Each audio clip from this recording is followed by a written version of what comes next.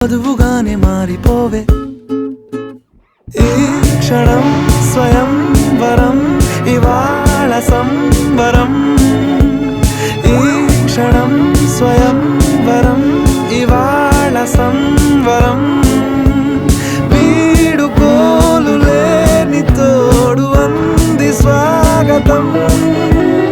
ఈ క్షణం స్వయం వరం ఇవాళ సంబరం